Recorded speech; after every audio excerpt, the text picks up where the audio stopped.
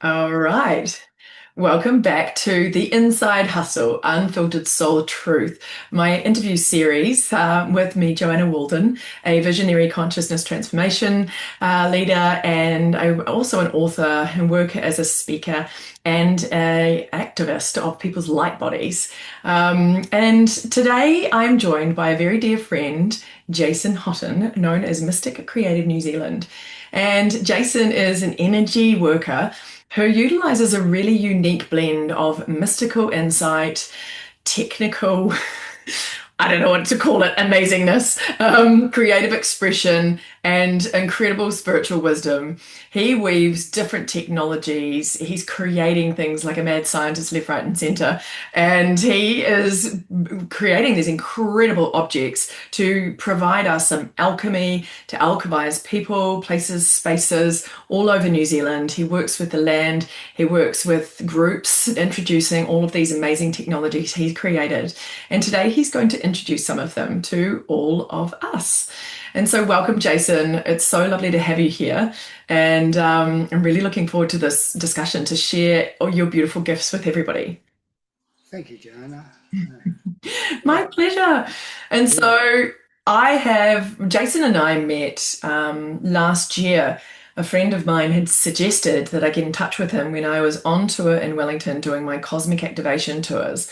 And so I sort of called Jason up and he said, come on over. And then suddenly I found myself in this giant Merkabah with this triple orgonite technology in each corner. These cones containing this conductive kind of like expansive kind of energies and frequencies coming out of them on a bed with this beautiful music soundtrack playing and getting absolutely blasted. And then I had to go and do one of my ceremonies after, and I was like, yeah, absolutely brilliant. And I actually purchased one of Jason's beautiful triple orgonite technologies, which is sitting here with me in this room. But Jason has done some incredible experimentation and development and testing of some of these technologies that he's been bringing through and been inspired to work with. And I don't know, Jason, do you want to tell us a little bit maybe about how you found yourself here in this place doing what you do? yeah. Well, it's been a long journey actually. It all started. Well, it's been a lifetime, but really in the last 6 years is when I've gone more of a deep dive into when I started doing some plant medicine ceremonies, and I found I had this connection with water, and I was told um, to look into water and into a deeper spiritual way. And so I came across, when I started doing some research, I started coming across some amazing scientists around the world. One of them that really sparked me off was Randy Hatton, and he's in New Mexico at the moment. I've recently, actually, it's funny, I've recently been talking with him, I've connected with him, and he's doing some amazing work. So really highly recommend checking him out. Oh, So he talked about, actually I've got one of them here, but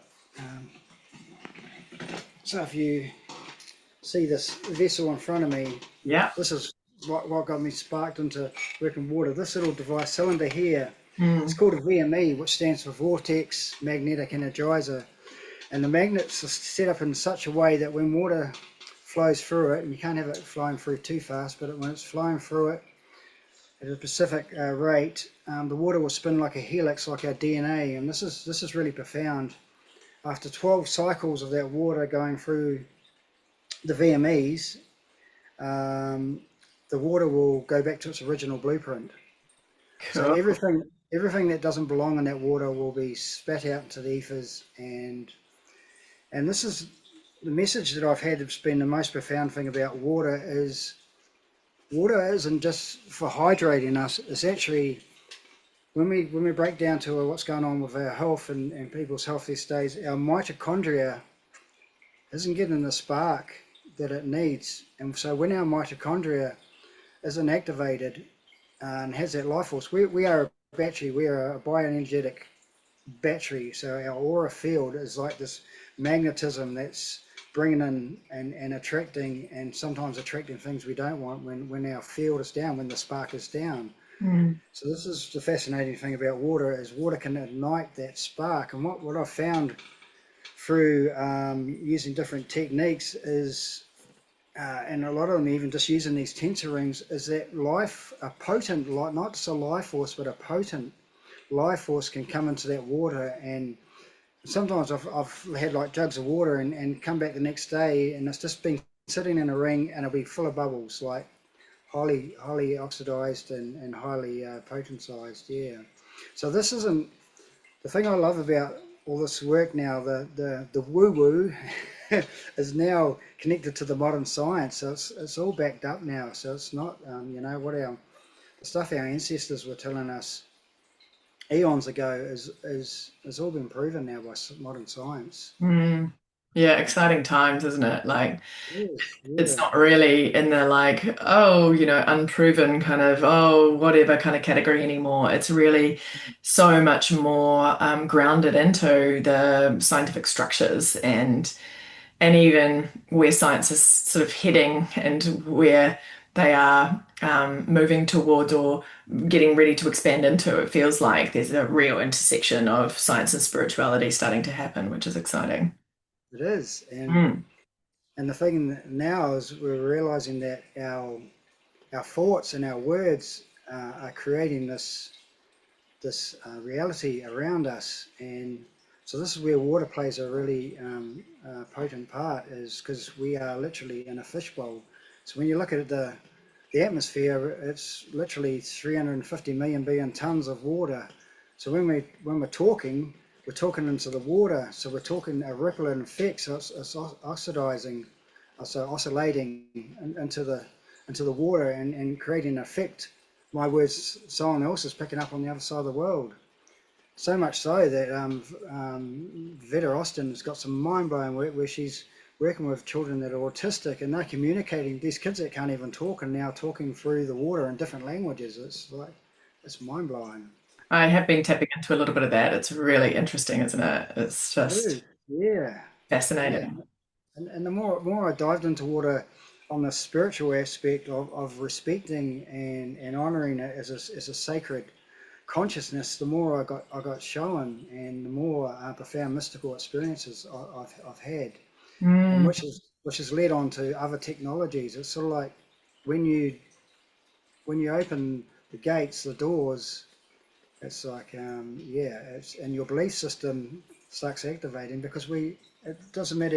Even all of us that have been doing this work for a long time, our belief system is still needs work. It's something that, Ah, 100%. yeah, yeah. Yeah. I mean, I'm constantly rewriting and upgrading my belief systems. I just did a workshop a few months ago, doing just that because it's something we have to attend to regularly, whether we're in this work or not.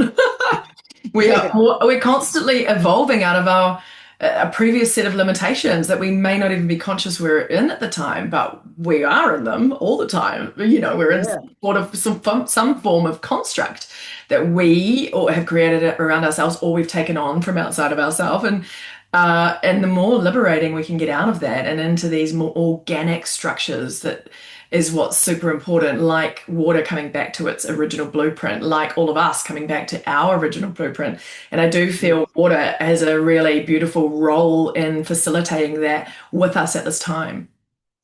It is. It is. And I'd like to actually show a quick photo. So interesting, like Vida Austin's crystallography. And this isn't even using her method. So when I'm creating these organites, I'm using sacred water. So I've been blessed with some beautiful people around New Zealand have gifted me some water that's come from all around the world and some sacred sites, and I've put it all together because water holds this information. But Hmm. if you can see Yeah, can see see that. the rose, yeah. So this is very interesting. So this is in a bowl, literally this big. So it wasn't no timing method or intention.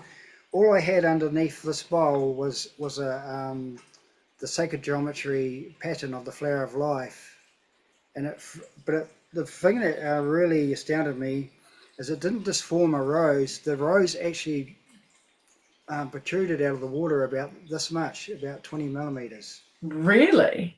Yeah, it was Wow. I've never seen anything like it. and recently, this is, I'll see if I can find it, I had it here. Recently, so, I see, give me this. So when I make, this is really interesting too. So when I create the triple cones, which is the organites, which I'll explain a lot in depth. So these are the organites which you have yourself. This is the smaller model, which is 3 cones inside each other, like a Russian doll, amplifying on the middle one. And water plays a big role on the information that's in the water. So there's a scientist called Wilhelm Reich, and he was from Austria.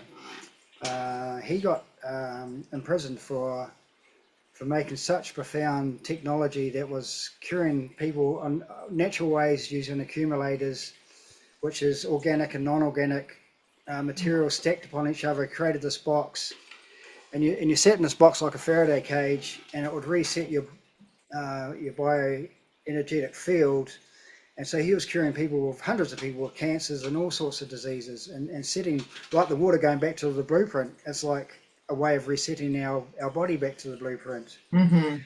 So he talked about bionizing. And so bionizing is when you boil sand for a few hours, 3 to 5 hours, and then you freeze it 48 hours, and then you boil it, and you repeat this process over days. It creates this life force in the sand.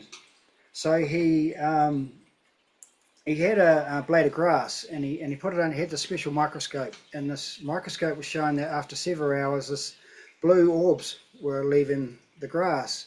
So he knew, like Nikola Tesla would talk about, and Einstein, nothing dies, energy just transfers from one thing to another. So he worked out through this bionizing method that it can contain the light of life in the sand. So when this is really fascinating. So, and this has happened so many times. So when I boil the sand, I put a layer of water over it before I freeze it again, and you can sort of see the water comes up like a cone. The water's showing, there's so much energy, it's just like, yeah. And I've had all these, this one here, because there's so much frost that was in the freezer for a long time, but it's like literally like coming out like a volcano, and it's profound. So the water's showing that it knows it's going into an organite. Right. And it also shows how much energy in there for water to actually be frozen, actually to rise and to be frozen. I've got another incredible picture here that shows the potent life force. So when you use all these mechanisms and you freeze it, give me 1 second here.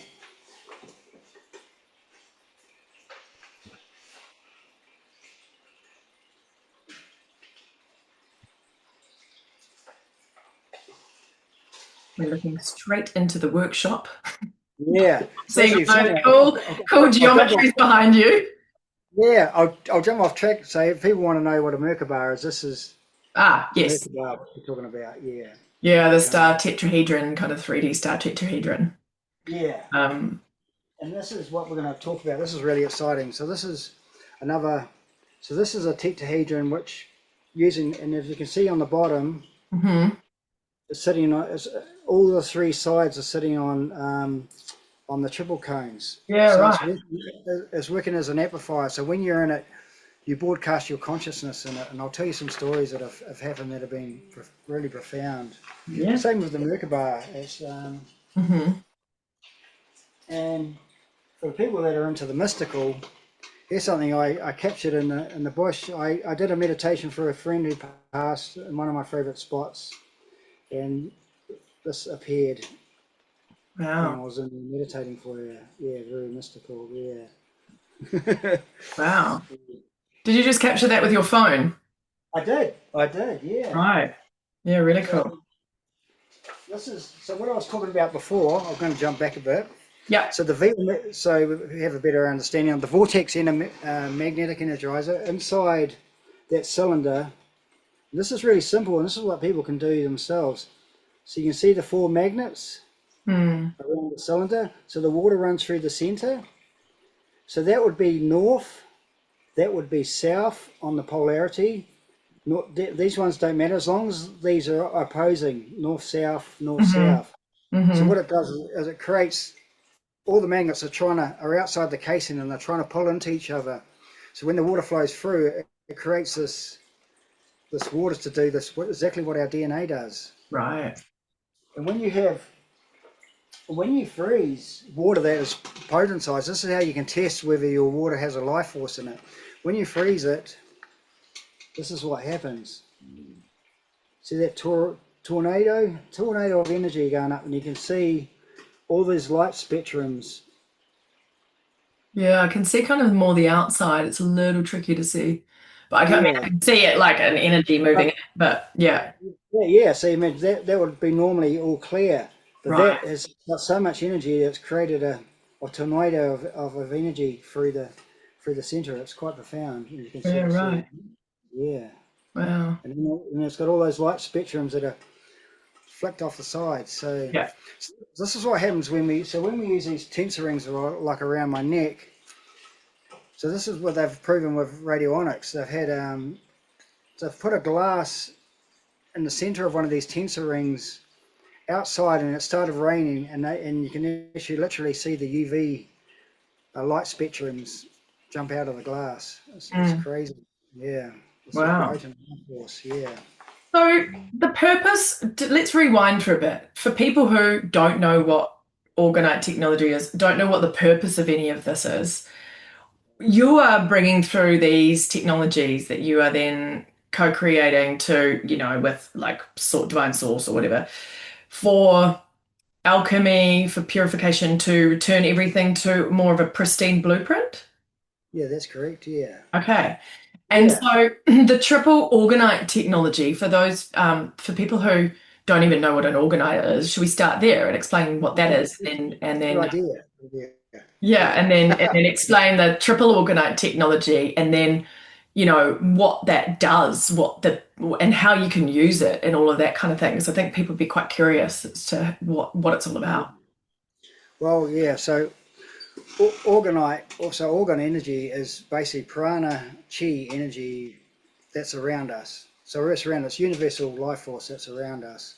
So what it's doing is creating something that draws it in, transmutes the negative energy, and then pumps out positive energy like an amplifier.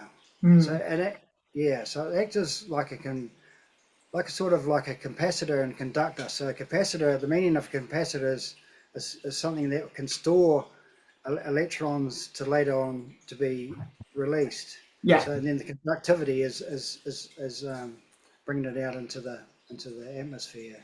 So what happens is you can use, there's so many different methods.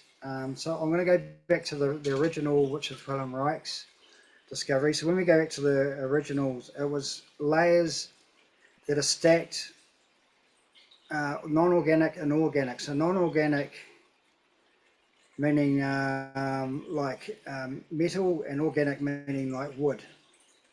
So in an organic, an orgon generator, we will be using like crystals for the organic, and then copper for the non-organic.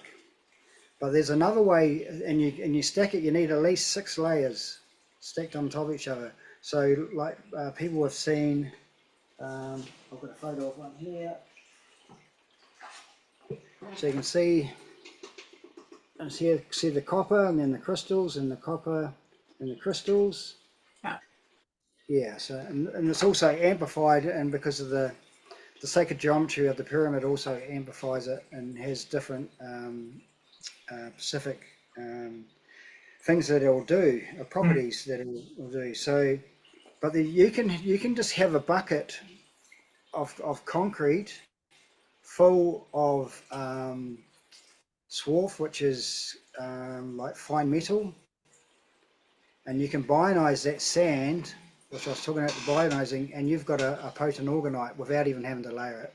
And then Wow. if you want to take it to another level, you can get a plasma wand, something that you can get off Alibaba or something. You get this plasma wand, you can pull the glass tube out of it and put a wire in it. And especially if you put 3 holes in that concrete that are in a tetrahedron. So tetrahedron being in three even-sided pyramid.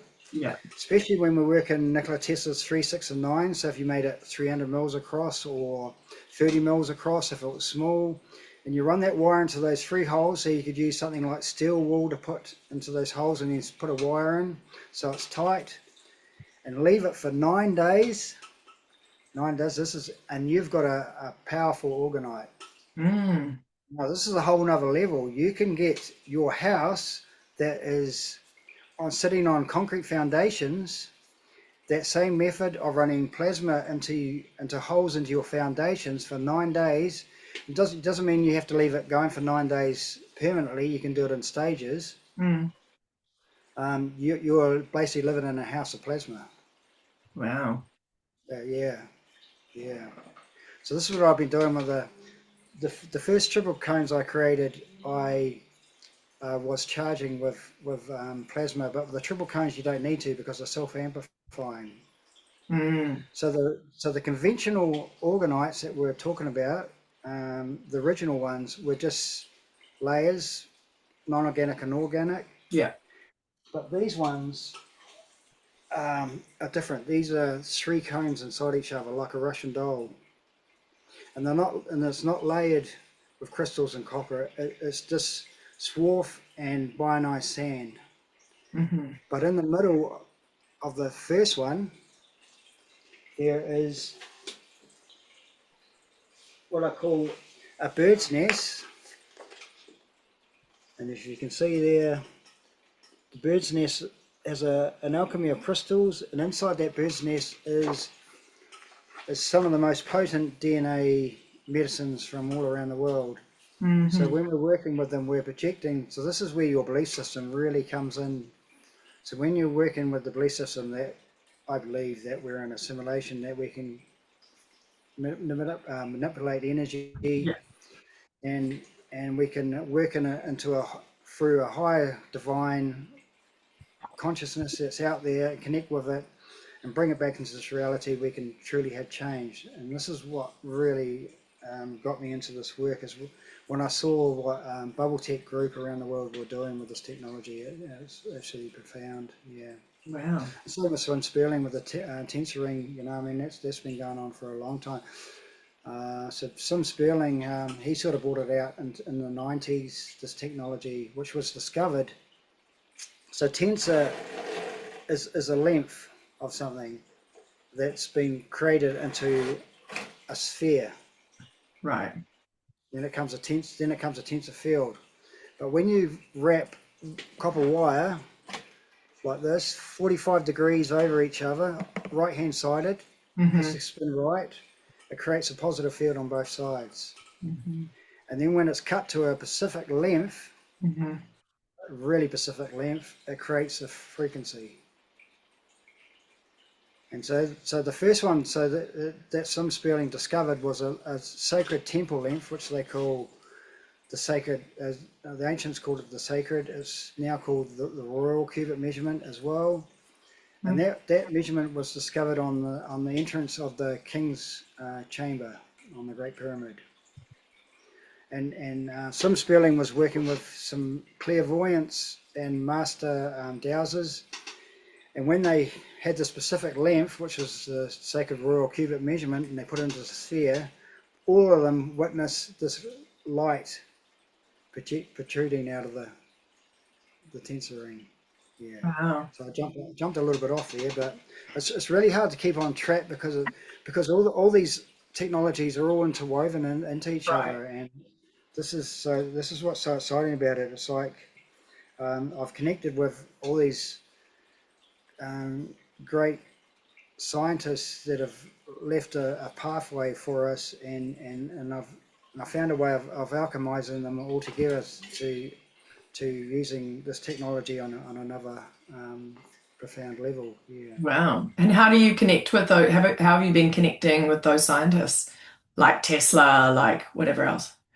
Yeah, I consciously asked for their help. Yeah, through the field. Yeah. Right. Mm, Mm. yeah. And so Um, what could someone use an organite technology for, or your triple organite, sorry, technology for?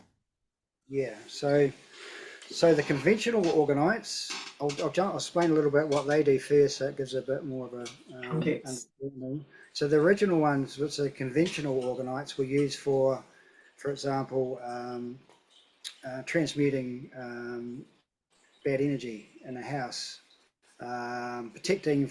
So there was a group around the world, and they were burying them under all the 5G towers, and that to help them transmute that. I actually want to put a little bit of a spin on EMF. So we should actually, instead of saying EMF, because EMF is electromagnetic frequency, we Yeah. should say when we talk about harmful frequencies, we should say non-native, Right. because when we're talking about trees and that, trees emit a beautiful EMF frequency. Frequency. Right. Yeah. So there is this little bit of a belief system that people think EMF frequencies are bad, where it's actually Mm. non-native EMF frequencies. So the main use of the conventional was to actually transmute non-native EMF frequencies and to bring a more positive energy onto land, or so much so, this one here, when I first created this, so this is made in the angle of what they call the Russian pyramid, which is 76.345 degrees, which is actually the angle of our DNA. So I knew, I won't go too much into that at the moment, but it's quite in depth, but there's something profound with that measurement where the Russians scientists were finding when they built these pyramids over oil wells, the oil wells were producing 25% more oil with 25% less contaminants in the oil. They had one in, I think it was like minus 32 degrees and the water wouldn't freeze under the pyramid structure, but if you tapped the container, then it would freeze. So they've got one that's, and if a lot of this this research is actually, you got to really dig deep because a lot of it's been taken off the net now. Mm. But they got one in Moscow, it's 122 feet high, and they wouldn't spend multi-millions on something that doesn't work. People said they go there and hundreds of thousands of people go there and reset the energy, but jet pilots were saying that they could see this white light on their radars going 5 miles high in the sky from this pyramid. So that influenced me to create an orgonite when I first started getting into organites before I knew about bubble tech, to use this sacred geometry. So when I put this orgonite outside an avocado tree outside my house, and I've been there for a few years, and avocado trees don't fruit unless they've got 2 avocado trees to fertilize Hmm. each other. And not only did it produce many avocados, but the avocados were 2 different types, the smooth type and the dented type. That was profound. I came home one day and the whole pyramid was covered in praying mantises. Oh, wow. That says something in itself. Yeah, Yeah, definitely. yeah. And they were like pulsating, like to trance music or something, you know? Yeah, like the energy from the thing. Oh, wow. Yeah, yeah, yeah. Brilliant. Yeah. So um, so when I found out about bubble tech, which is only 3 years ago, this whole new technology of organites through, I connected with the main guy whose name is Mike Emery. So if anyone's really interested in this, you can look at Bubble Tech Group on Facebook. It's got a picture of Save the Planet. And they've been alchemizing storms and miraculous healings and just insane, profound stuff. Wow. When I saw what they're doing, I'm like, I want to be a part of this. And I messaged Mike Emery, the main guy, and it's like we knew each other. We ended up on the phone for a few hours, and he's actually one of the top physicists in the world as well. So it's not all woo woo. He wasn't the founder of it. Bill Tysing was, but he got approached by Bill Tysing to put it into our 3D reality. Yeah, Wow. yeah. And Bill Tysing's story is profound in itself. Using one of these organites, Hmm. he hooked a 20,000 watt amp up to it. He's an electronics whiz, and he alchemized a tornado that was in Florida that was about to wipe out his house, and he alchemized it into sunshine. Yeah, Cool. Yeah. That's brilliant. Yeah. And so these discoveries and this discovery of bubble tech is something that you were exploring from finding it in that Facebook group and then chatting to these guys and then bringing that technology into your things that you were creating and experimenting with here in down in Wellington in New Yeah. Zealand. Yeah. So it actually started with me getting into electroculture. So for anyone who doesn't understand electroculture, this is really, so this goes into look into Victor Scheiberger. If anyone's interested in energy and water, his work is so profound. It's not, he actually, before even the 1920s, he invented basically flying saucers, yeah, anti-gravity machines. Yeah, he was Wow. taken in for his, yeah. So he's the one who gave us electroculture, which was bringing a copper coil. You can even just using copper straight into the ground brings a life force into the ground. So copper's got this profound electromagnetic energy that's protecting all around it. It's very grounding. It's very, just with it naturally oxidizing in the atmosphere is also neutralizing harmful bacteria.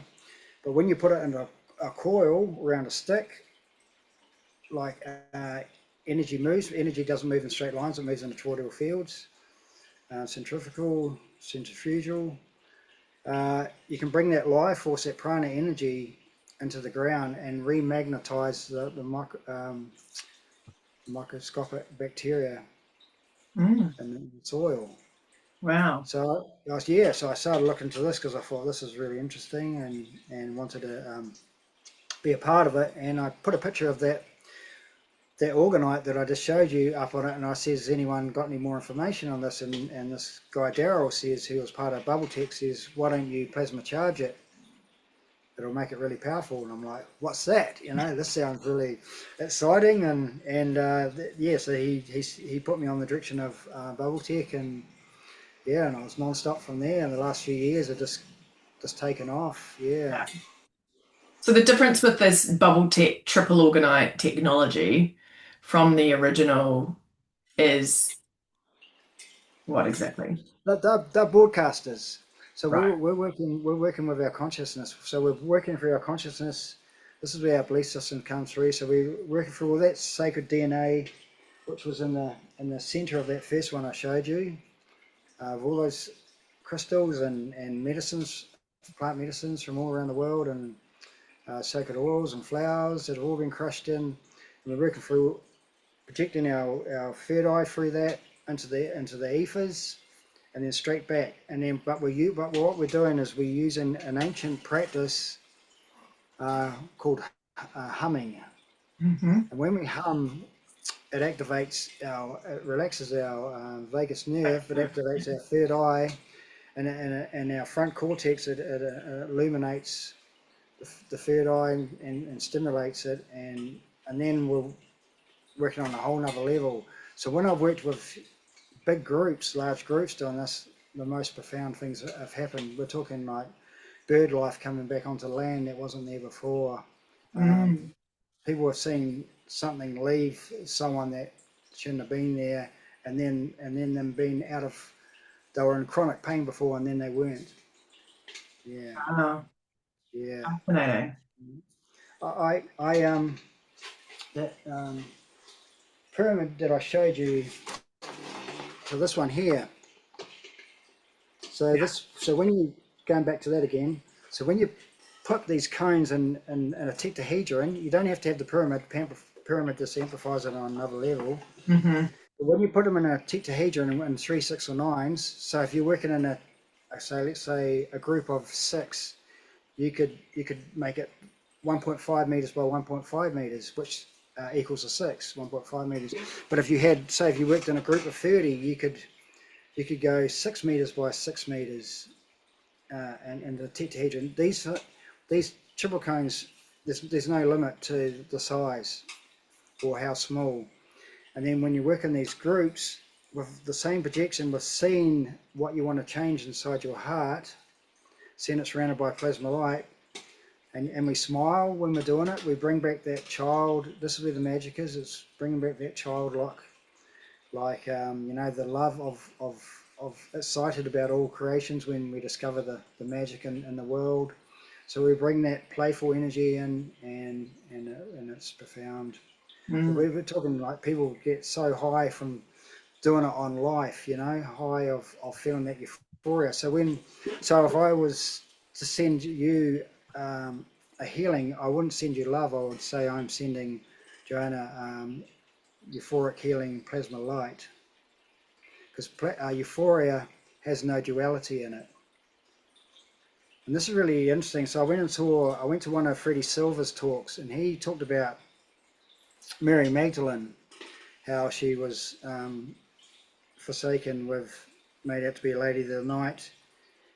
And she was actually, through ancient scriptures now, they're showing that she was a high priestess.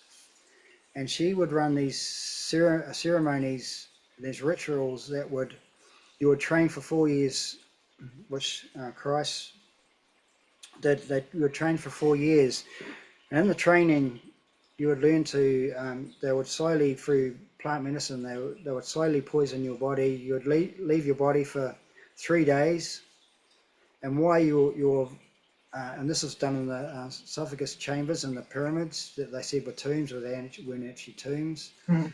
You'd leave your body for those 3 days, and Mary Magdalene and our high priestesses would have turns at humming while your vessel was empty, so nothing could enter your vessel while you're gone.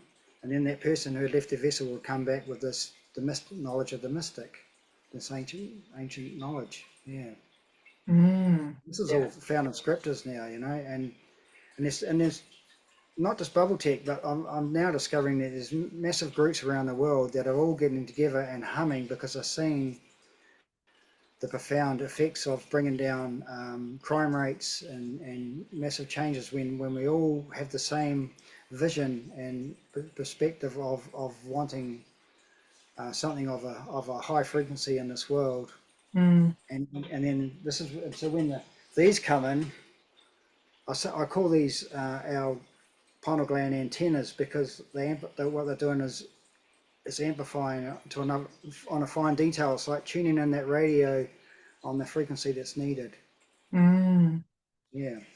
So I call my site Euphoric Love Bomb, because when I first started getting into this work, and I had first created my first Merlin's chamber, which for a lady Nesta has in a house in Auckland now. I'll put you in touch with her so you can go and experience it. Mm. I took it to this retreat run by Jen and Dan, which was called Journey of the Heart. And I did a sound journey one particular night, and I had it set up in the sound journey. And my partner, Leah, she suggested that this lady, Pat, to hop in it, and because she was having a bit of a rough time. And so there's about 6 or 7 of us, and we're all humming Euphoria, just loving into her. And she was beaming. She was just like on fire. And from when I first met her, she had her head down, and her energy was low. And the next day, she's walking around saying, "I am a dragon, and I'm fully in my power." And she was just like vibrating. And the interesting thing is, the lady, Jen, who ran the retreat, her daughter, I think she was 15 at the time, and she had written out these messages that was for everyone, and these messages were 2 weeks prior to the retreat. And the last day we got our message, and Pat's message was Euphoric Love Bomb. Yeah, Beautiful. yeah, Yeah. Wow. enough like, yeah. So I kept that name. Yeah, Yeah, yeah, yeah, I love it. And I love the distinction between the fact that our perception of love and what it means in this 3D reality is a bit tainted in the duality and polarity, and with the different connotations that it's been given, and various even traumas and things that get associated with the experience of love, you know. So I like yeah, that, just to reiterate why it's euphoria over the love frequency, that people might be familiar as being a really powerful frequency, but Yeah, Euphoria it stands outside of that.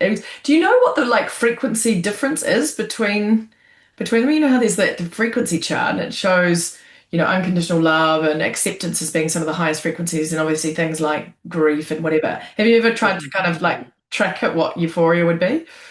Well, speaking to Mike, he said we use euphoria because it has no duality. It just is. So in his spectrum, is the highest because Hmm. there's no you can't think what's euphoria. It just is. It's bliss. It's just Mm. yeah. Yeah, It's not tainted. the Yeah, bliss molecule. Yeah. yeah. Um, And it relates with 99% of the universe is plasma. So euphoria to me is plasma. It is a word of it is. right. Mm, Wow. yeah. And do you want to tell us some more maybe stories about people using some of your technologies and what's Yeah. transpired? Because I know you've got some really Okay. Yeah. interesting ones. Yeah. So there's a lady when I started doing this journeys around New Zealand. I connected with a lady in Thames called Te Kura, and she's got a temple, Kupu temple Yeah. there, and so she said when she started using it for her midi, she said that she could see visually what was she would do woman's womb healing, and what it did is it opened up something, activated something, so she could visually see what was going inside the womb, so so it wasn't just her using her energy to heal. She was actually seeing what was going on in the womb. Yeah. Mhm. And when we started going around the country doing some of the land blessings and that, the most profound things started happening. For example, in like Moana and up by Hastings there, connected with a lady we called Auntie Robin, and she took us out to this. She was Kaitiaki, the marae up there, and she took us out to this land, and she said it was so dense there hadn't been bird life there for years. And so we did this blessing, and I set the cones up in the water, and we had 13 of us inside this Merlin's chamber, um, sending euphoria into the land. So then we left. She went back a week later, and she said she was walking down the pathway in daylight, and two Kiwis walked out onto the path and approached her, and one Kiwi allowed her to pick it up, and wept a tear of joy. She said, this is Wow. where the Māori mystic comes in. She was wearing a blue panamu Heniotea, Yeah. which is the goddess of water, and she said Mhm. that tear of joy landed on the Heniotea. Wow. Yeah, profound. And it's really interesting. And when we're all, I think there was like 20 of us in the whole group that went up there that week. And when we stayed at the marae there, um, one of the guys there said they hadn't seen tuis there for years, and the place was swarming with tuis while we were there. Yeah. Yeah, which is one of our beautiful New Zealand birds for those in our overseas audience. They have the most incredible voice box, like they almost beatbox, don't they? They're just They really, do. yeah, Yeah. yeah, they're like, yeah, very interesting. They've got fluffy white, they're mostly black and they've got fluffy white under their necks, and you can, yeah, very distinctive sound. Um, wow, so nature loves them, the water Nature loves them. loves this Yeah. technology, the earth seems Oh, to love this technology as yeah. well. I took them to my friend's land, and we did a blessing on his land in Makra, which is out the back of Wellington. And this blew me away. I've never had this happen before. I had one of my cones with me, and I was walking up to the stream, and I just heard the voice that one had to go into the stream. And when I was walking to the stream, an eel popped his head out, and he said he hadn't seen eels for months, and it was like waving at me, and it swam towards me, but out the water, like this, and it came towards me, and I put the cone into the water and I set them up in a Merlin's chamber, like when we talked in the tetrahedron. And I came back and it just had its face planted up against the cone, just resting like with this, like it looked like a big grin on its face. Wow. Something else, yeah. Yeah, that's incredible. I mean, I've even simple things like a friend of mine, when she approached me and got her triple cone off me, she couldn't sleep because of a head injury from a car accident, and it enabled her to sleep having the cone next to her bed. Yeah. Wow. Another friend, her mother was having respiratory problems from the, what happened in 2019, and I told her that because the Binai sand demagnetizes nanographene, and I told her to sleep with it and hug it for the night, and the next day it had gone. Yeah, Wow. yeah. And so are these people just, is it just being with the cones, or are they, obviously doing, for those people who maybe feel like they're novices or they don't really know about this stuff, or are they doing some specific practices to, you know? They're doing, yeah. I mean, the humming meditation is the next level where you actually send words with intention and visualization. Mm, But I mean, I've even had just people, we've had them in the house, said that it's changed the whole feel in the house. But they do amplify what needs, so it brings up what you need to leave you, like as in, like if you've got some shadow work to do, it might accelerate it. Yeah. yeah, right. Good to know. Yeah, yeah, yeah. So that's actually, so this has been my partner and I have found been the most profound year of us doing shadow work, because it brings up the things that need looking at. Yeah, Well, now yeah. that you say that, I've been thinking, I've had this one in my room for a few weeks, and there's definitely been some stuff coming up with my partner. So now definitely the shadow stuff. So I'm like, maybe that's assisting. Yeah, yeah, yeah, That's hilarious. Um, oh, funny. And so I guess what else might people like to know about this journey with these organites and yeah. all of this Um, work? Where are you going with it? What's your vision for it? And what are you my, working my toward? what I envision is mass groups humming euphoria into the earth. Mm.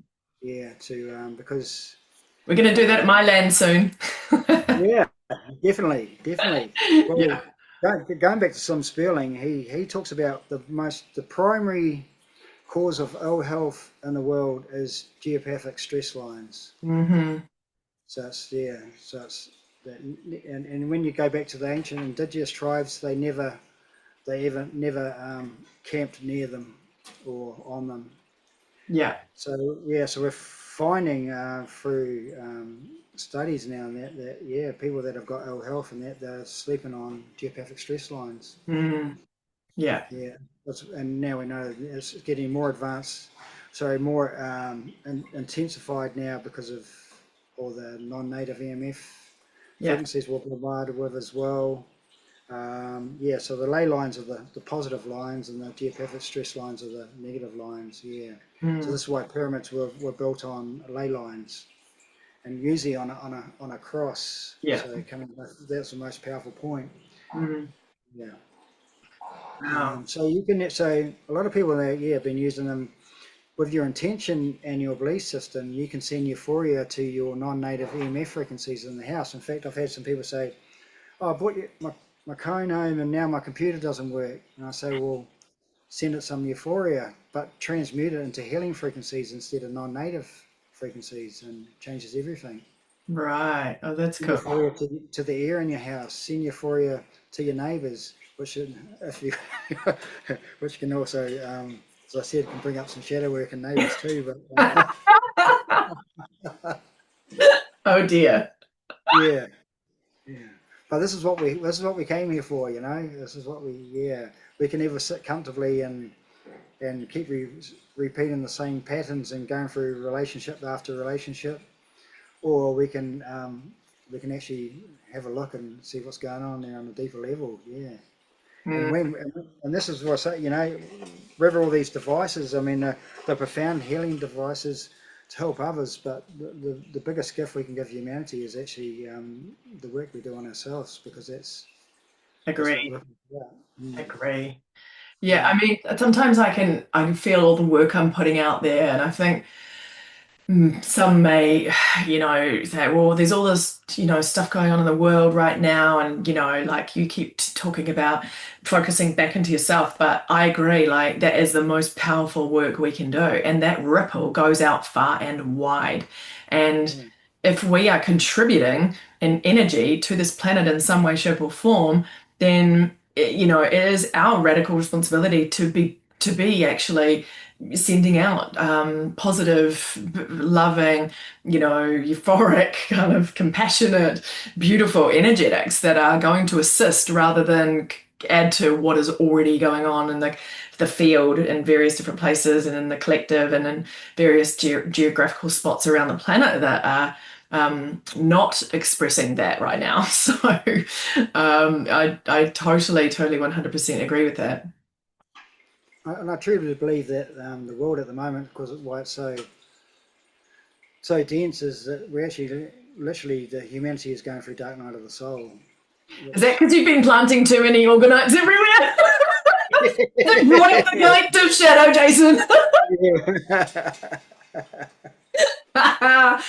Jokes. Actually,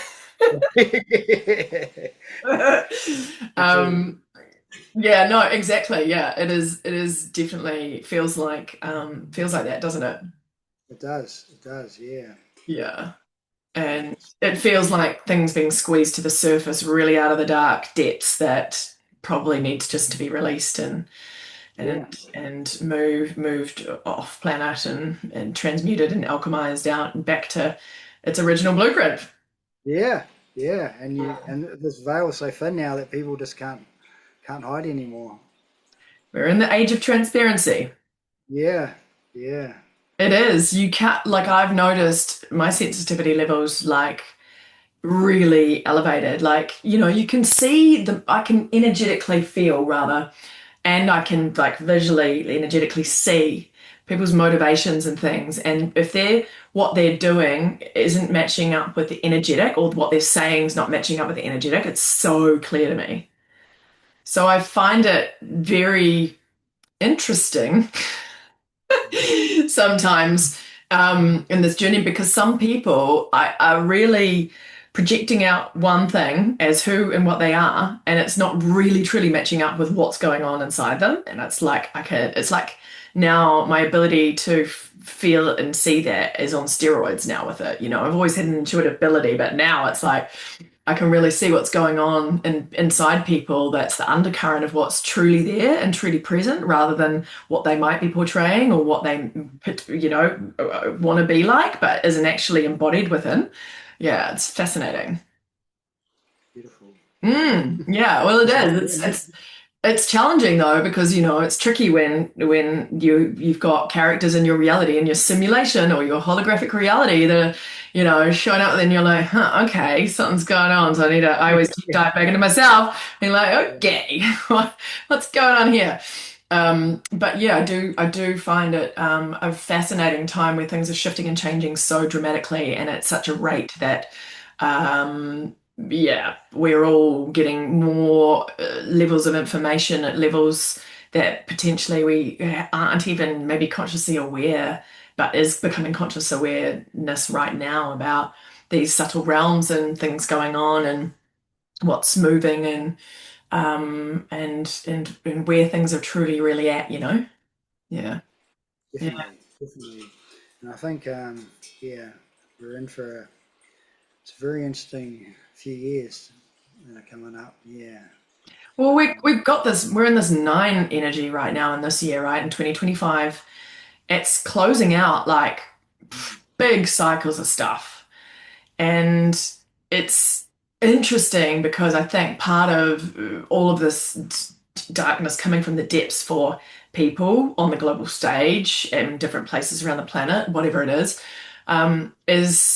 truly part of like a big step change that's coming. And Yeah, I mean, I can feel it energetically. It's right there, and that's why things are pretty intense. And especially this current eclipse corridor that we're in is like, whew, I haven't felt an eclipse corridor like this in a long time. And maybe because it's got the 999 portal in the middle of it, I don't know, but it was I know what you're thinking. It was yeah, probably one of it's the heaviest it's things I've ever felt. Yeah. gnarly. I've not felt something like this corridor in I don't know how many years. Like I, Mm.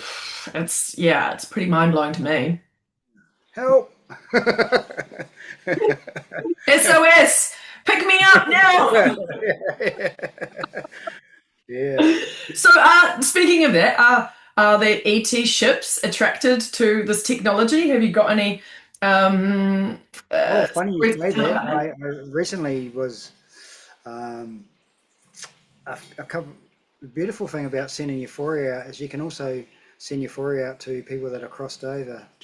And a couple of weeks ago, That's so cool. yeah, it is, and it's a beautiful thing to do to pay forward. So Mm. a good friend of mine, her father had just passed. I mean, on that same day, another lady who I've been working with around the country, and her partner had Nahara passed away. Tanui. Yeah, I was just speaking to her about this the other day. I was like, holy guacamole, that's a story. I'm going to get her on to talk about it. Um, yeah, she's an incredible lady. yeah, Yeah, incredible, yeah. yeah, and so so yeah, I've had some profound experiences with her. So I was sending my friend's father and her partner some Euphoria. And when I looked up, when I said their names, I would see shooting stars at the same time.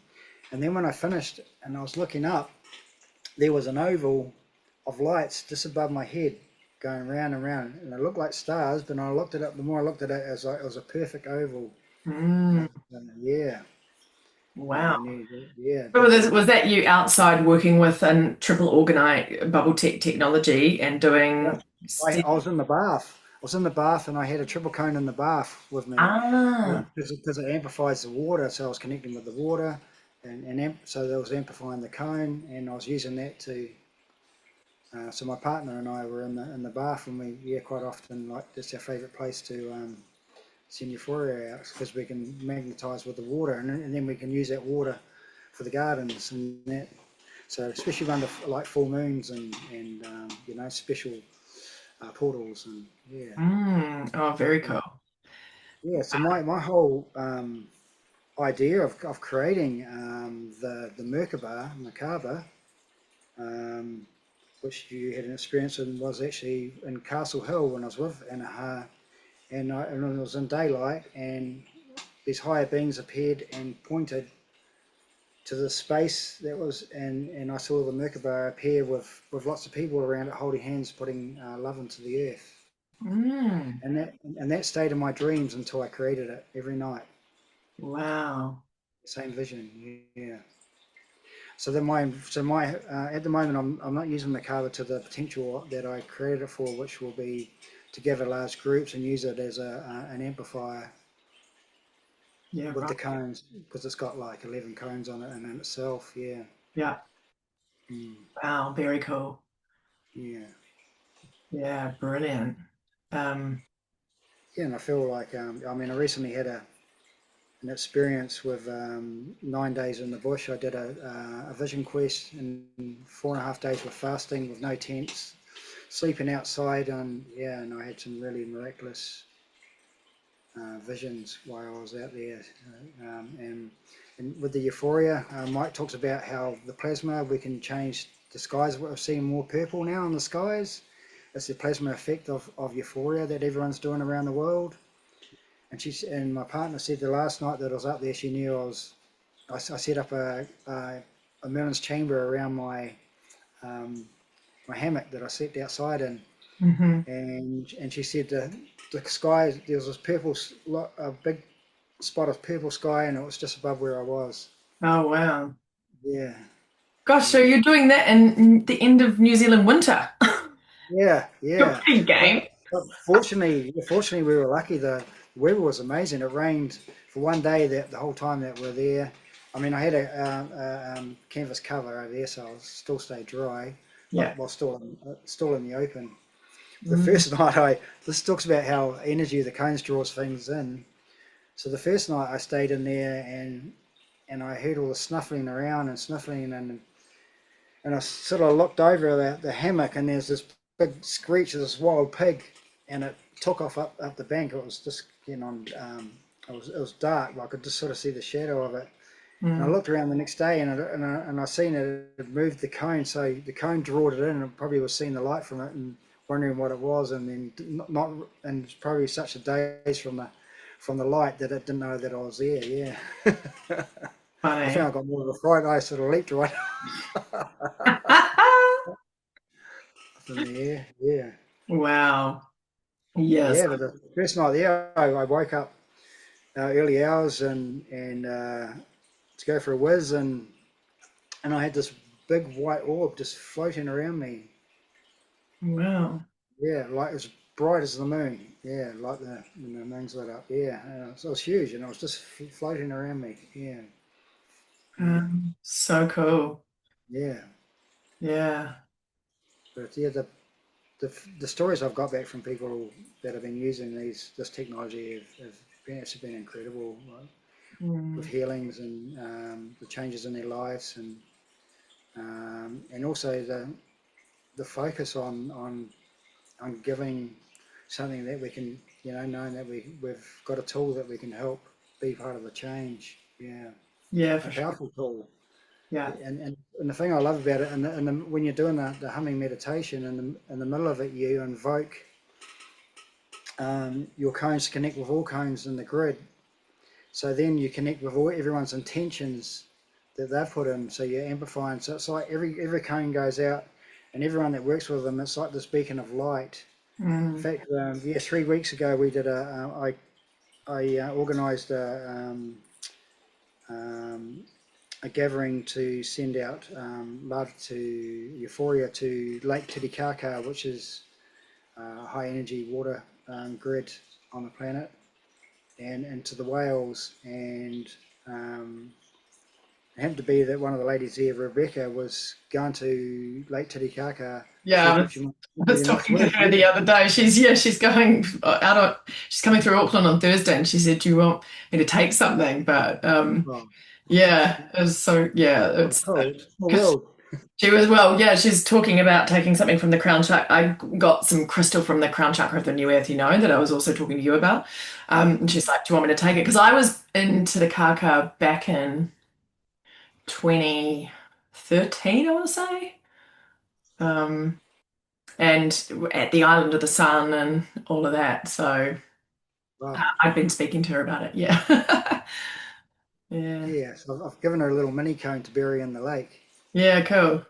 Or the lake, yeah. So all our intentions that we put in that moment will be amplified. Yeah, Yeah, yeah. brilliant. It's I another love beacon it. of light that we can connect to doing this work. Yeah. Yeah, I've got them amazing. in Ireland now, and Argentina, and Europe. Um, yeah. A friend recently took one to Bali, and she sent me a photo, and um, at a wedding, and she sent me this photo, and it had this big spiral, huge, like a scaffolding round, and it had flowers all around it.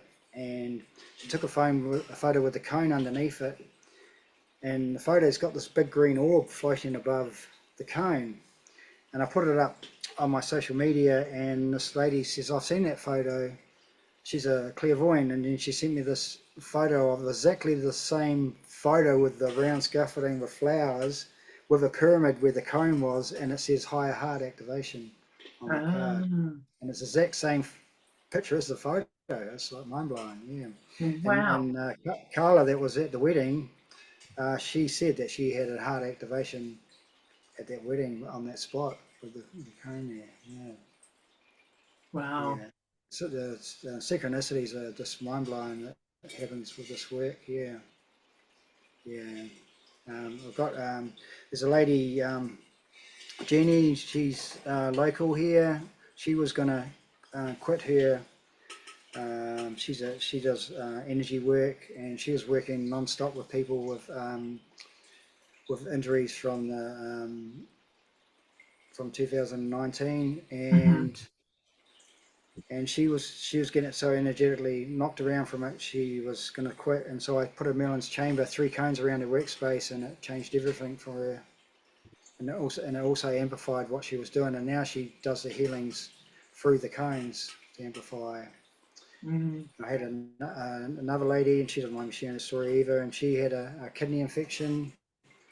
She was on antibiotics and painkillers. They did nothing. She just came out of hospital, and I put her in the Merkabah. And after the session, she went home and paired out all this muck and got her mojo back. And I put a Merlin's chamber around her workspace, and it's changed everything. And it's also amplified her clients as well. So now she's really busy as well doing it, and she's enjoying her work because she's not getting energetically knocked around from other Amazing. people's energies. Yeah, Yeah. yeah, For people who don't understand what the Merlin's chamber is, do you maybe want to just explain that quickly? yeah. So the Merlin's chamber is. I'll go back to that photo. The 3 cones. It doesn't have to have the pyramid. This pyramid advances it. So 3 cones and a tetrahedron creates what we call the Merlin's chamber. So you can visually use your intention and visualization and to actually see a pyramid point below you and above you. And then you form like a Faraday cage of inner energy with the 3 organites, and that's called the Merlin's chamber, because we're working with the magic of Merlin. Cool. Yeah, So people would need 3 organites uh, organites to create a to Merlin to chamber. create a balance chamber. Yeah. Cool. And you've Yeah, got organites at various different sizes as well, don't you? You've got small yeah. ones, you've got medium ones, you've got kind of bigger ones and different price ranges and all stuff. Yeah, for some people, like a big one for the anchor points on the land. They can set Mhm. up permanent Merlin's chambers, so if they have groups, or they know that it's protecting the land. Or some people, they want to travel and just have one to travel with, to take to sacred spots, and they love sacred spots. When they amplify, when I my partner and I took it into Pura Forest, and we did some blessings up there, and we came back, and it was like literally vibrating in our hands. Yeah. And then you can take that energy and put it into the water. So everywhere we go, we could take one with us. If we're near streams, we put them into the streams, and put intention into the waters. Mm, Yeah, beautiful. yeah, and yeah, I do sort of. That's about probably twice as big as the smallest one I do. Yeah, probably the smallest one would be probably Half the take size. the bottom off like that. Yeah, so it's enough.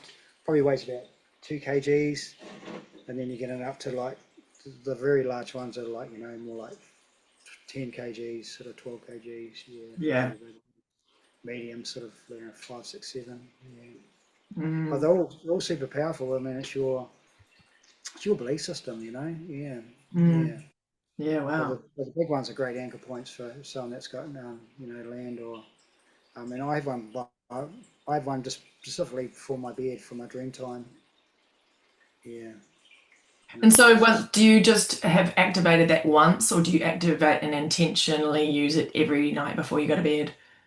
I don't use it every night, but a lot of times if I have something that I want to connect with, or something I want to shift, then I'll connect with it. I don't just rely on it. I'll go through the whole humming. I'm sending healing Focus. your plasma light to such and such to transmute, and yeah, and then I invite my triple cone to connect with all triple cones around the planet through all dimensions and realms, and amplify and intensify all intentions. So now I'm intensifying everyone's intentions around the world. Mm, Yeah. So when we're doing it in massive groups, even without using the cones, when we know the statistics of the scientific data of bringing down crime rates, and that when people meditate, and even Sanskrit songs, and the kirtan, the chants that the Hare Krishnas are doing at the protests, when they use a near frequency meter around them, there was no, it died right down where the chanting was going on. So our power of our words is so profound. This is why we have to be careful what we talk about and what we watch. And yeah, Absolutely. Yeah, yeah, Do you have to, I guess there's classic traditional spiritual protocol where you would ask permission from someone if they wanted, like, or can you send it to people and get, their higher part of their being or their true self or higher self or whatever to accept it or not accept it or whatever that is. If yeah. say you've got a problem person in your life, let's say that maybe you don't want to be connecting with in any way, but you want to assist with some healing work or whatever, what's your protocol to utilize it like that? Yes, this is where it gets very interesting. So there's a lot of, people say we always have to use permission, and I agree with that as well. But there is a point sometimes if someone's in a coma, Yeah. we they can't talk for themselves, so we connect with their higher selves, and that's where I've done a lot of dowsing. So I ask the dowsing the questions for whether it's a pendulum and that if I have their permission to do this work. So Mm. when I do a land blessing, it's not like I just go do a land blessing. I always permission to the local guardian of the land if it's okay, Mhm. and also ask them to also can they help amplify because we're doing it for the good of all. It's not it's not out of ego or anything. We all want change. So I purely think when your intentions pure from the heart, it changes everything. Of course, yeah. Yeah, yeah. So when there's someone that's in your life and you want to send them euphoria that's not very nice to you, that's when we can go to their higher self. So we send euphoria to their higher self, so they can receive from their not to them but from their higher self. Got it. Yeah, yeah, yeah, Yeah, cool. Wow. yeah. Yeah. So when we're, and this is what I love about the stuff as well. So the things that we want change in the world, we send euphoria to instead of sending hate speech and acts of violence or just the way we think we send them euphoria. We Yeah. send the situation euphoria. We send euphoria because everything's frequency. Nikola Tesla, Einstein. If to understand the universe is to understand energy, vibration, and frequency. Hmm. So a good way if you feel uncomfortable about sending euphoria to something, you can send euphoria to the frequency. War has a frequency. In fact, this is the whole thing that's going on, whether it's World War One or World War Two or World War Three that's going on now. It's all the same frequency being looped. Mm. So maybe send healing euphoria plasma light to the loop pattern that's keeps keeps getting us stuck. Yeah, I love that because I do feel like a lot of people feel somewhat disempowered right now and they look out at what's going on and they're like, what can I do? And even just doing their own work, it doesn't feel like doing much. But I love that this facilitates a way to send specific frequencies in to assist or to a particular problem that someone might be really, really upset about something on the earth, or someone might be upset about war, or someone might be upset about something else, but you can usually specifically utilize it for many things that maybe people feel a little bit more helpless. And I know we aren't, but also I think people are still getting to that point where they're understanding that their own energy is everything and how powerful it is and how we can utilize our own technology within to do that as well, but it's sort of like the current construct is like, oh, I want to maybe utilize this to help and all that kind of stuff. Mm. Definitely, definitely. I Yeah. think I've been looking into a lot of Greg Braden a lot lately. Yeah, I love Greg Braden. Yeah, yeah, incredible man. Thank you for Mm. the work, Greg Braden. And he talks a lot about the heart and mind coherence, like Dr. Joe Dispenza. And I think that's a really good thing when we're using this technology too, to actually place our hands on our hearts and actually get into that place. Coherence. And something profound that Greg Braden talks about is the ancient war wound that we all carry. So that war wound that we're all carrying is like a metaphor for what's on a more profound scale of what's actually going on now. It's something that's so old that we've forgotten about that needs to be healed, and this is what's coming up in the world at the moment. Is there's something in all of us that we need to heal that's so deep, and that's sitting with us and actually asking our heart the question, and he talks about the three questions, and it's to my heart, what is it that you need from me? And then the second question is, my heart, am I worthy enough to hold the power to walk and the power and the responsibility to walk through this life and divinity. So meaning like what's what's my purpose? Is my purpose in everything I say and do out of ego, or is it actually for wanting change and for something that's divine? And then the third question is my heart. What is the ancient war wound that I carry from lifetime after lifetime that maybe even kept secret from me. Mm, And it's quite profound what comes up when you ask those questions in silence in the dark. mm, I won't tell anyone because I'll leave it up to them. But it's really made a lot of sense of what's going on. Yeah, mm. yeah. So there's something deep and within us. As I was saying, it all comes back. Everything going on in the world, it all comes back to us of the action we take to actually work on ourselves in the shadow work and take responsibility.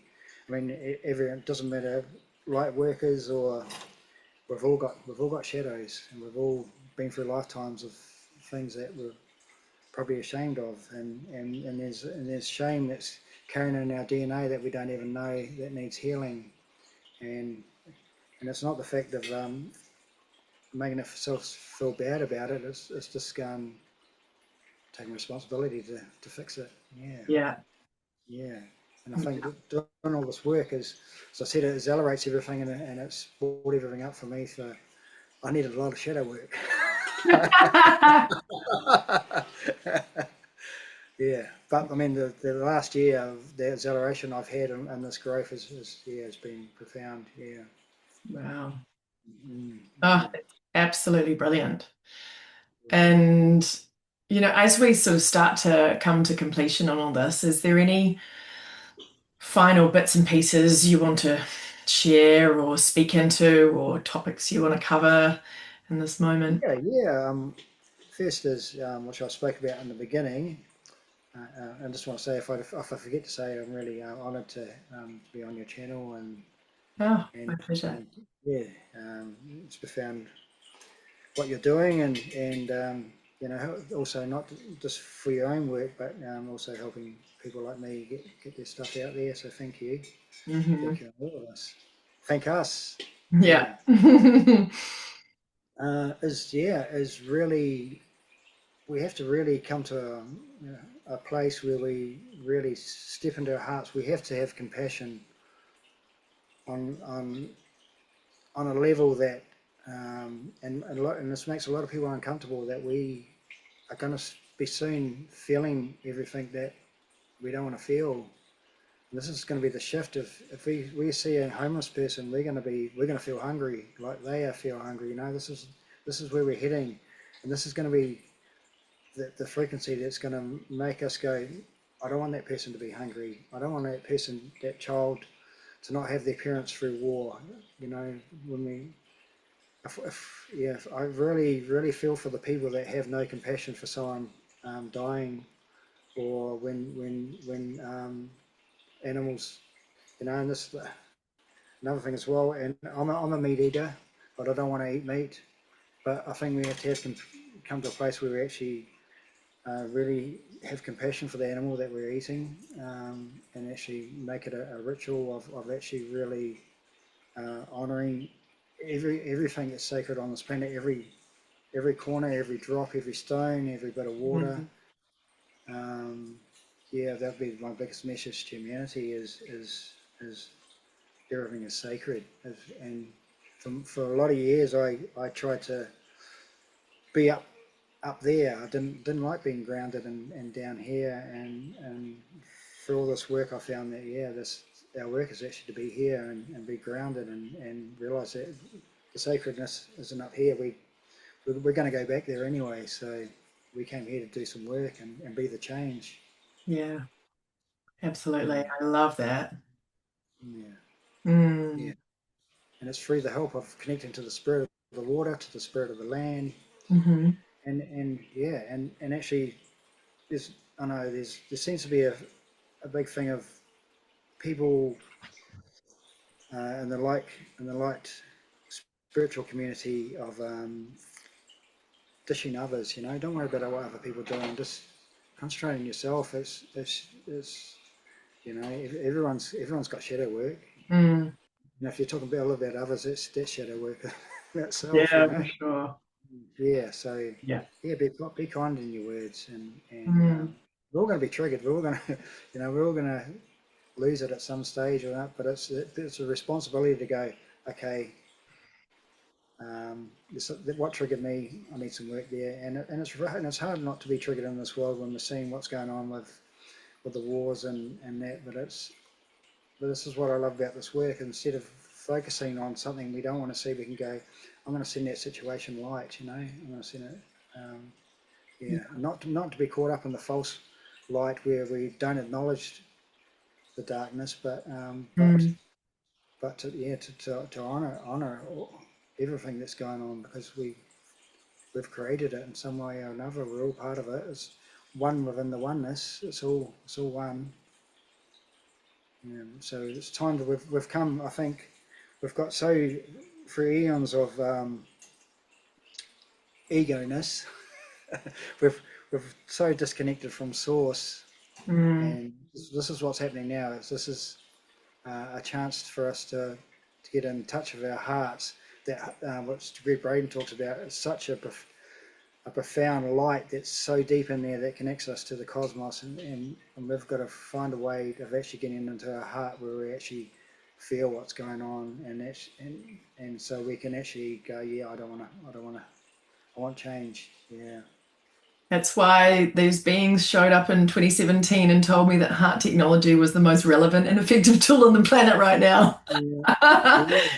Very. I've been banging on about the heart and this heart technology stuff, like basically since then, because that was like direct guidance. Like, and I, Mm. that's why all my work is so anchored from heart technology and utilizing that heart space with everything, because it is so deeply connected, exactly as you say, to that light, that organic template within us when we actually consciously work with it. And then working in that multidimensional space with the light body and even just the physical body and the shadow sides of us and all of it is yeah, it seems to be really, really effective and and much easier actually, because there's just so much alchemy. It is like a space of alchemy as well, It's this incredible, powerful technology that still blows my mind. And the more you use it, the more you do feel heart-centered, the more you are in the heart and grounded into that space. And it's as you say, you have a more compassionate disposition. You are able to really connect with what's around you in a more conscious way rather than just, moving on in your busy life. So yeah, I think that's a really beautiful part of all of us in that journey of reconnecting back into that true source essence within us. Yeah. Yeah. Jason, would you like to do a little mini orgonite energy activation transmission to finish off? Okay. Why not?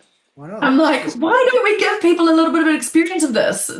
Okay. Yeah. Why not? Yeah. I'm like, why don't we do it? And we could get people to do the humming and everything with us and take them through a little practice. Yeah. Only if you want to, but I just thought maybe it could be fun. Beautiful. I'd love to. Cool. Yeah. It doesn't have to be Yeah. like a super crazy one, but I just thought it just was coming to me to maybe suggest that that might be a nice thing to do. So yeah, Okay. Let's do it. I love it. Okay. So we're going to send one out to the world. So Mm. you don't have to say the words. All you have to do is connect with them, and then in the middle, I'll stop and I'll invoke to amplify all the cones around the world. And you can carry on humming through that if you want, or just stop. Hmm. And so when we hum, we don't have to force it. Hmm. So what we're actually doing, especially in groups, and you'll feel it, we're actually creating a beehive. Bee frequencies a lot with what I work with, because they are the sacred beings that came here the sacred sacrifice beings that sacrifice themselves to give us Hmm. life and give the world life. So there's a lot of their frequency in these cones. So we're just going to gently hum and not push too hard, but if you want to amplify it even more, you can put the tongue on the soft part on the back of the roof of your mouth, and Mm-hmm. with your eyes closed, you can spin your eyes like an infinity, like a number 8, and it activates the third eye even more. Mm-hmm.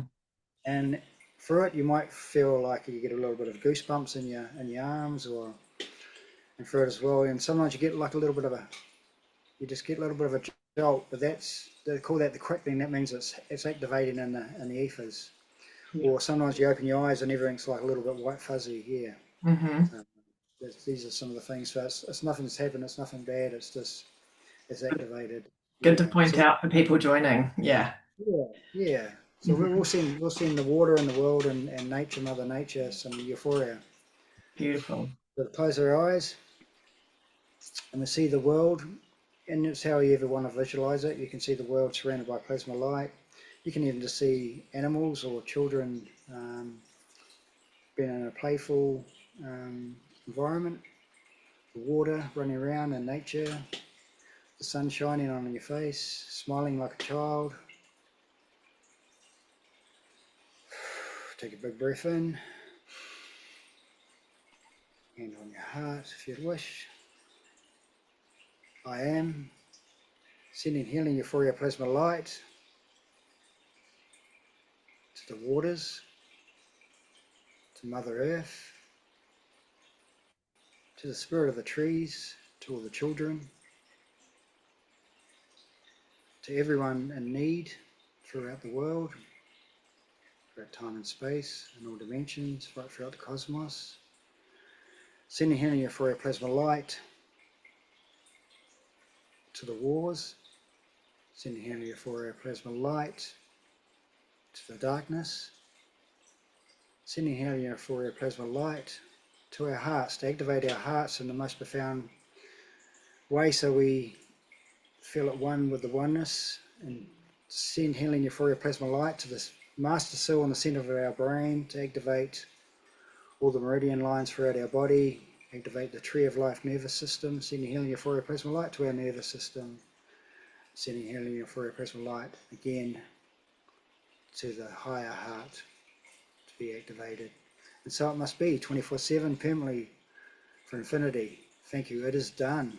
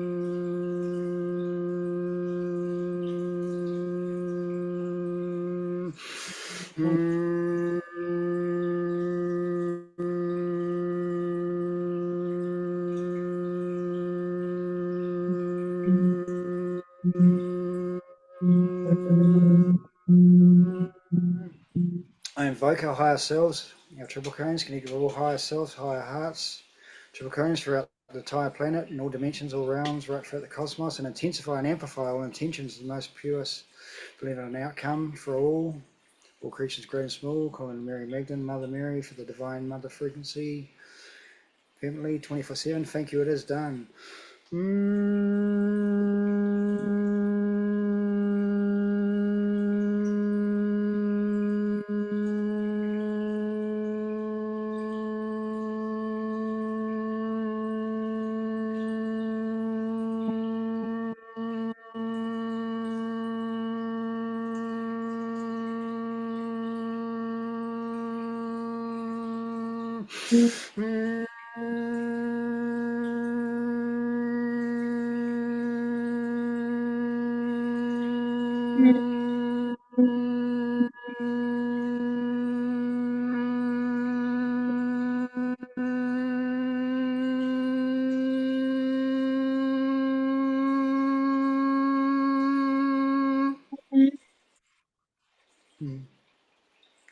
And so it is, and so it is, and so it is.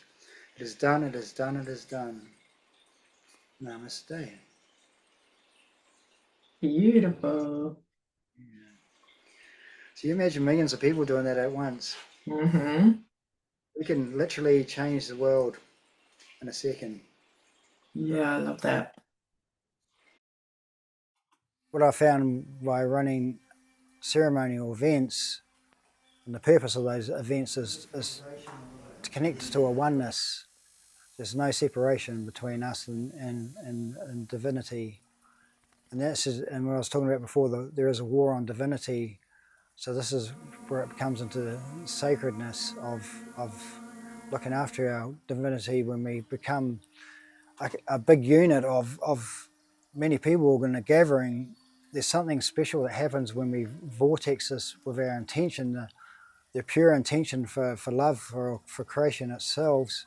And we create this like vortex of energy in here with our intention, and you can actually see it happening with this going into the earth, and the euphoria that projects out for everyone, because what it is when we all become one in that moment, it's something so ancient that's in our DNA that activates and the remembrance of who we are at the core of a sovereign being that has, again, Shiv was talking about, has love for all that is, and for all that has been before us and all the ones yet to come.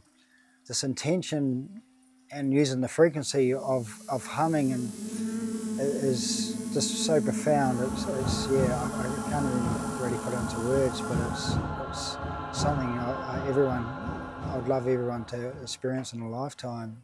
They talked about the ancient ones, how they all got together. This is how Euphoria was created, and they'll dance to the drums, and they'll get in such a trance that all the stuff that they're carrying, all the distortions of any arguments or any ill intent they've had on another one in that village would all dissipate in that moment, because there'd be such a love for the oneness in that moment. And this is what we're creating with using the Merkabah, when we all gather around and start humming with pure and love and intent and an emotion for creation itself. Yeah, it's something very special and profound. Yeah. That's what we're doing. Is when we're doing this work, we're raising consciousness, we're raising the frequency. I think one of the best metaphors I heard for it recently is when you get into water schematics. When they put a frequency in water, and it makes this Sun. beautiful Yeah. flower. Yeah, and when the lower the frequency is, the thicker the lines and the less detail. But as the frequency increases, it gets more detailed and more intricate. But what happens before it goes to low to high is it has to stop, has to break down to 0 point before it can go to a high frequency pattern. So this is what's happening to humanity at the moment. With our frequency is raising, so that this is why we're feeling like our heads being chopped off, walking around like where we're going, because we're a little bit, because that low frequency pattern is going back to 0 point. So we're getting lost in that 0 point before the pattern changes. Mm. So we have to go back to 0 point to raise our frequency, and this is what, yeah, this is what we're in the midst of at the moment. I thought that was a great analogy for, yeah, metaphor. Yeah. Yeah, that's really, really beautiful. Mm. Oh, I love that. Thank you, Jason, for bringing your beautiful magic and Thank you. spending this time with us today. And yeah, thank you for all that you are, all that you bring to this planet and this wonderful work that you're doing. It's so appreciated and so loved. Um, Thank you. Yeah. So tell everybody where they can find you if they want to get in touch about an Orgonite or some of the amazing workshops that you do, then let everyone know. Yeah, so they can contact me on Messenger, Jason Hotton. You'll see a picture of my Merkabah as my profile picture. My website's not finished yet; it's getting set up at the moment. And I'm on Mystic underscore creative underscore NZ888 on Instagram's a lot of my stuff, but I'm putting a lot of stuff now on Facebook. I actually, when I started doing this work, I got all my Facebook and Messenger got deleted. Yeah, so I've only recently come back on in the last few months. Yeah, Oh, so I wow. had to start again. I set up this amazing chat group called Euphoric Love Bomb. So if anyone that needed some help or a bit of a lift, they could, and it doesn't matter if it's. This is beautiful thing about this work is nothing has to be in real time because time doesn't exist. So if you said, "Can you send my father some Euphoria?" and I said, "Well, I'm a bit busy tonight, but I can do it tomorrow." And but some of your friends could do it tonight. It doesn't matter. I'm still going to amplify with your friends anyway. So I set up this group, and it was beautiful. So many people have been helped, but then yeah, I just woke up one morning and everything had been taken off, and they said because of security reasons I wasn't eligible anymore. So, Yes. So mm, interesting, isn't it? it is. But I'm back. Interesting times. I'm Yes. back. Yeah. So Yeah. yeah, if I don't answer the messages straight away, I always get back to sign. But Yeah. I'm spending time creating as well, and yeah. Um, Mm. and always lots of new exciting stuff, ideas coming through. I've just created this big, I'll send you a picture of it, this big, you can see it on my Facebook anyway, this big copper shield, and it's got 45 tensor rings on it. And my friend Matt Pike, who's up your way, is a beautiful musician. Mm. He's done some incredible medicine music. I put it behind us to amplify the music, and it did. It was Wow. incredible, yeah. Very And this cool. is so these tensor rings all have a frequency each, and the 333 frequency is good to enhance music. Yeah. Mm. Mm. Wow. So We yeah, could be here for days talking about all this stuff, good. couldn't we? We good. Yeah. So it's really So hard. we can always do another session in a while and come Yeah. back and talk about more stuff because yeah, we literally could be here for Good. days.